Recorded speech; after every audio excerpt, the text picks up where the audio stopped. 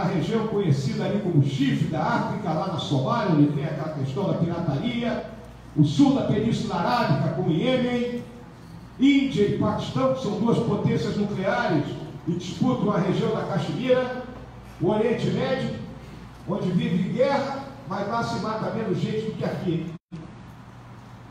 A Ucrânia e a guerra do narcotráfico, que já dominou o México.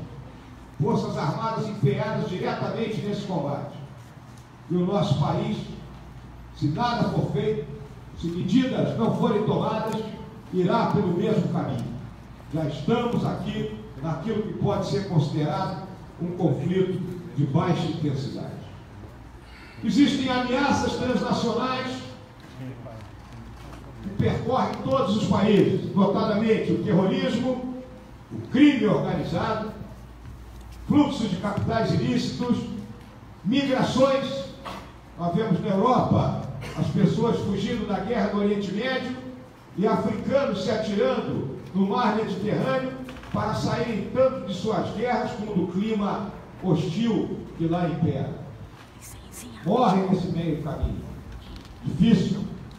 E aqui nós vemos a diáspora, o êxito dos nossos irmãos venezuelanos que fogem da grave crise instalada naquele país por aquilo que se convencionou chamar de socialismo do século XXI. Mais um desastre produzido por esse regime, como já não tivesse produzido desastres iguais na China, no Vietnã, na União Soviética, Rússia, nos países da Europa Oriental, Albânia, etc. e tal. Vivemos os mega eventos, Copa do Mundo, Olimpíada, que hoje estão transpostos para outros países já.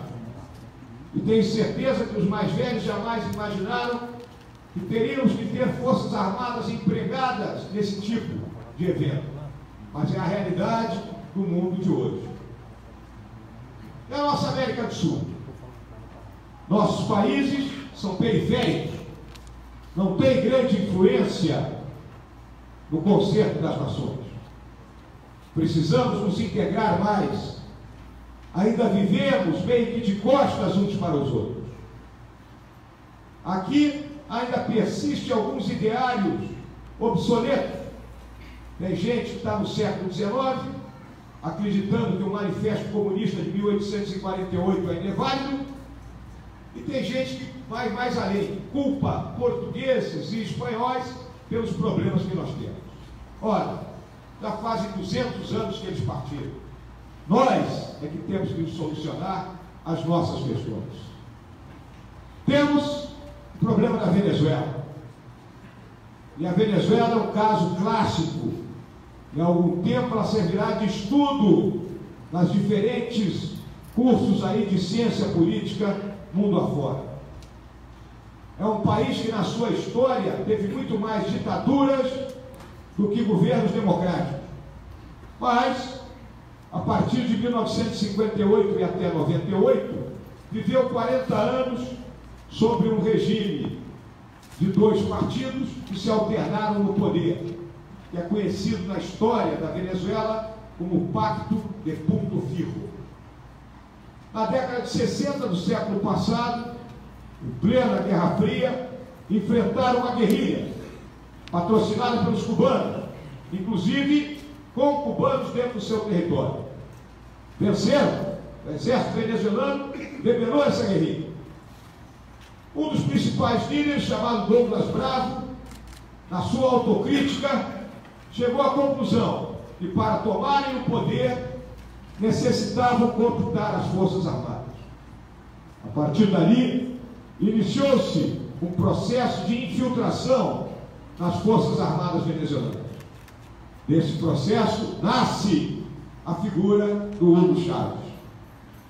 Hugo Chávez, em 1992, como tenente-coronel, comandante de um batalhão de paraquedistas, junto com outros comandantes de batalhão, tenta um golpe de Estado. Ataca covardemente a residência do então presidente, Carlos Andrés Pérez, onde estava a família dele, mulher, filhos, netos. ataca o Palácio Governamental, ataca uma base aérea localizada lá no centro da capital, de Caracas, mas é pessimamente sucedido. E na hora de ser preso, o encarregado desse ato era um general comprometido com esse processo. E esse general permite que o Chaves faça um discurso de 5 minutos para toda a nação. Olha, o povo venezuelano tem no seu imaginário a figura de Simão Bolívar, o libertador. Chaves volta a encarnar essa figura. É o Bolívar redivivo. Em 94 é anistiado. Junta-se um argentino chamado Norberto Cerezo, que para construir o socialismo do século XXI, lhe coloca nas mãos uma trilogia, um tripé: exército, caudilho e o povo. O exército como força de sustentação, o caudilho, o pai de todos, o populista mor, e o povo sendo abastecido pelo recurso farto do petróleo. Isso, obviamente, levou à desorganização da economia, setores fecharam, e quando os preços do petróleo caíram drasticamente, o país foi à bancarrota, que é a situação que vive hoje. Não tem dólares para importar o que necessita. As reservas cambiais venezuelanas são muito baixas. Mas o que eu quero deixar claro aqui para todas as senhoras e senhores é que se fala muito que o Brasil pode virar uma Venezuela. E eu lhes afianço que o Brasil jamais se tornará uma Venezuela por uma razão muito clara e muito simples. As nossas Forças Armadas não foram, nem jamais serão cooptadas para um projeto dessa natureza.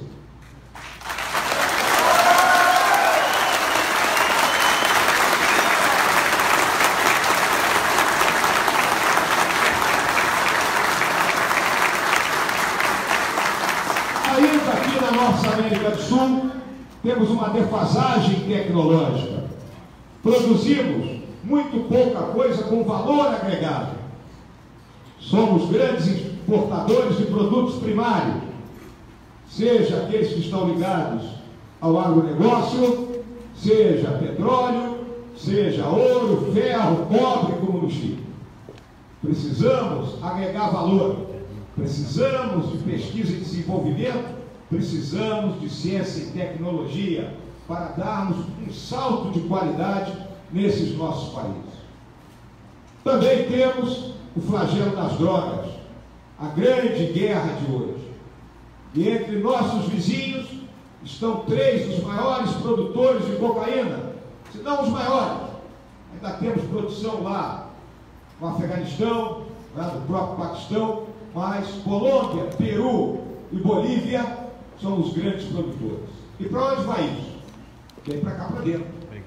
Seja para o nosso mercado interno, para consumo, ou como rota para se atingir os outros grandes mercados dos Estados Unidos e da Europa.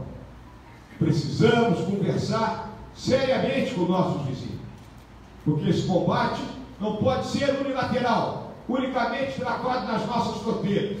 A fronteira ela tem um lado de cá e um lado de lá. O lado de lá também precisa fazer a sua parte. E mais do que nunca, a nossa diplomacia tem que abordar esse assunto. Então essa é a nossa América do Sul, que também tem conflitos aqui. E eu destaco que no século XIX houve uma guerra entre Peru e Bolívia contra o Chile. O Chile bateu nos dois. E a Bolívia, que tinha uma saída para o mar, uma faixa de torno de 400 quilômetros, perdeu sua saída para o mar e virou um país interiorano, mediterrâneo. Agora, isso foi ratificado em 1904 por um tratado, e agora a Bolívia está indo ao Tribunal de Haia buscando retificar esse tratado, buscando recuperar sua saída para o mar, que há mais de 120, 130 anos, 150 anos praticamente, né, aquele território está na mão do Chile. Vai ser um problema. E mais do que nunca será o trabalho da diplomacia brasileira impedir que esse problema descambe em algum tipo de conflito armado que só fará mal para a nossa região. Temos que agir e temos que agir rápido. Existem outras desavenças. A Venezuela ambiciona parte da Guiana, tem problema com a Colômbia, o Peru e o Equador foram à guerra 23 anos atrás, a Argentina e o Uruguai já se estranharam pela questão de fábricas de celulose que foram construídas na fronteira dos dois países, no Rio Uruguai. Então nós temos que estar atento para esses conflitos latentes, ou seja, adormecidos, que existem aqui na nossa vizinhança. E aí chegamos no nosso Brasil. Ninguém tem dúvida do nosso extraordinário porte estratégico. Ocupamos a porção centro-leste da América do Sul. País compacto, porque a distância lá do Monte Roraima ao norte, ao Arroio Chuí no sul, e da Ponta Seixas do Cabo Branco lá na Paraíba, a Serra de Contamana, na nascente do Rio Moa, no Acre, é igual, em torno de 4.200 quilômetros.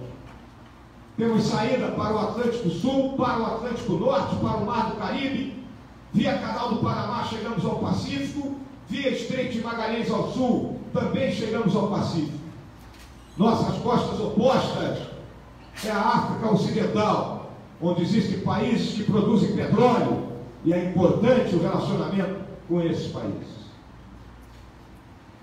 8 milhões e meio de quilômetros quadrados, mais de 200 milhões de habitantes, e riquezas incomensuráveis.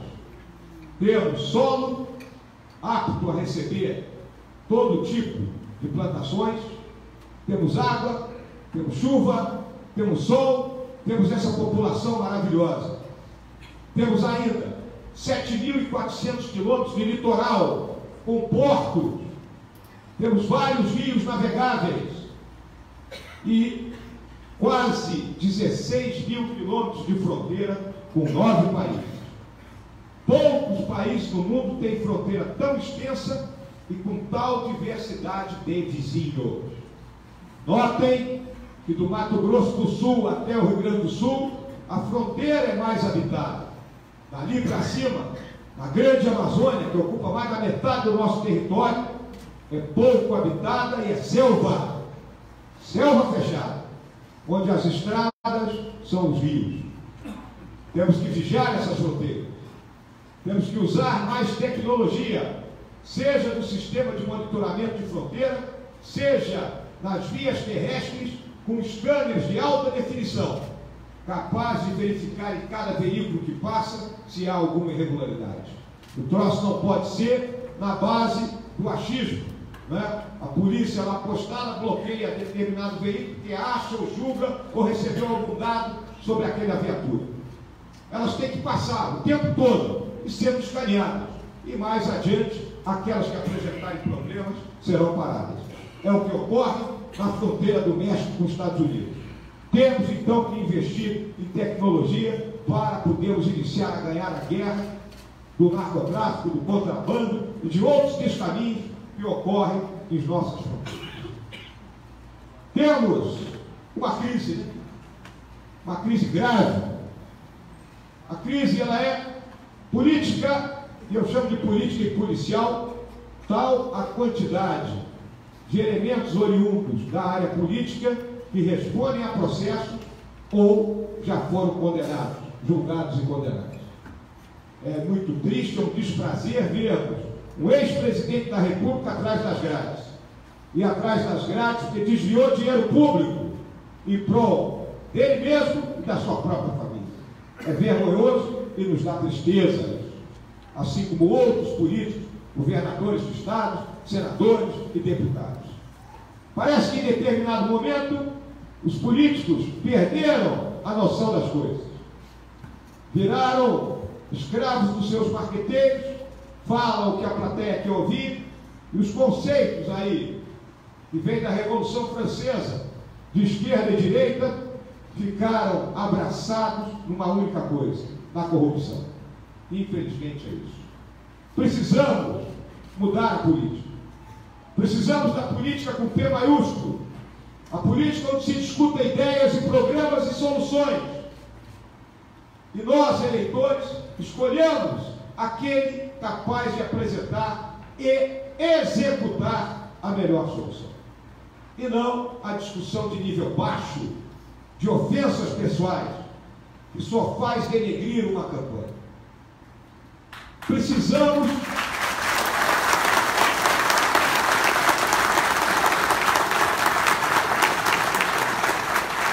diminuir o número de partidos políticos, de modo que cada partido nos represente efetivamente.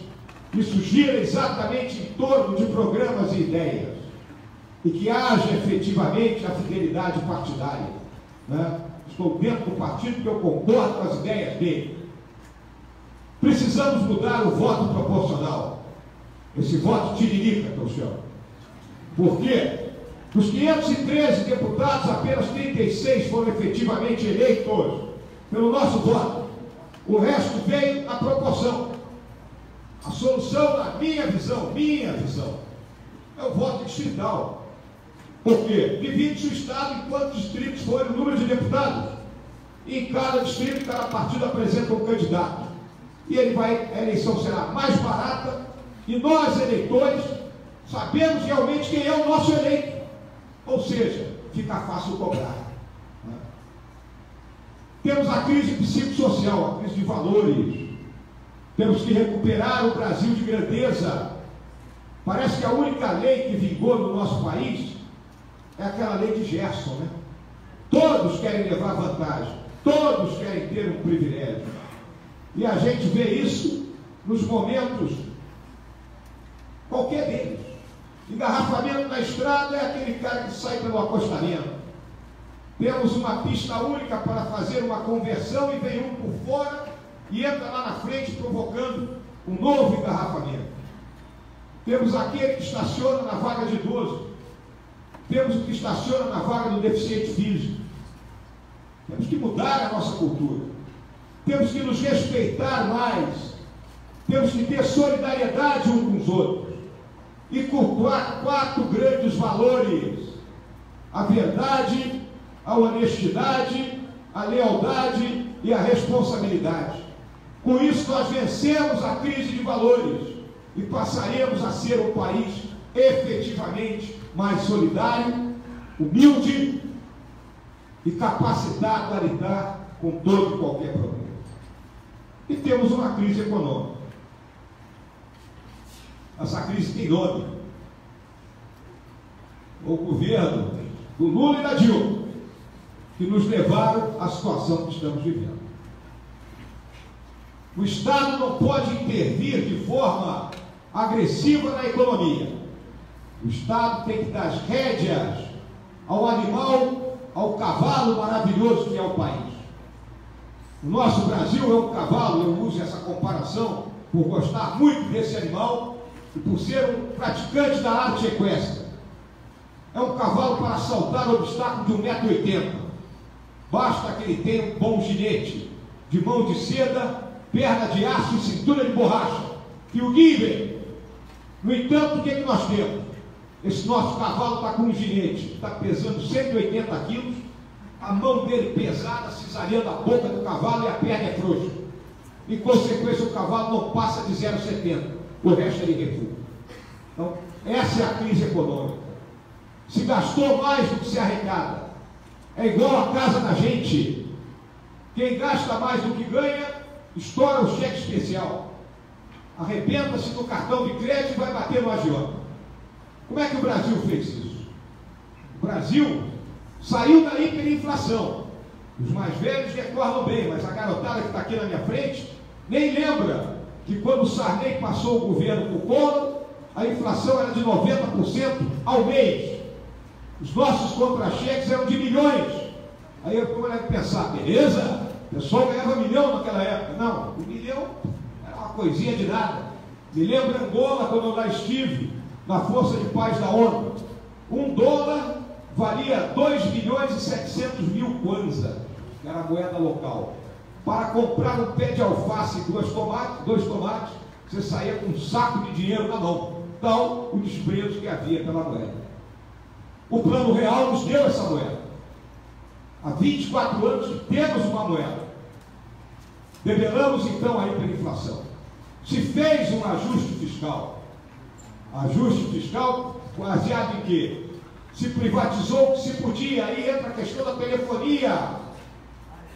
Telefonezinho que cada um tem. Se não tivesse havido privatização, nós continuaríamos no tempo do telefone fixo que valia dinheiro. Tinha gente que vivia do aluguel de linha telefônica.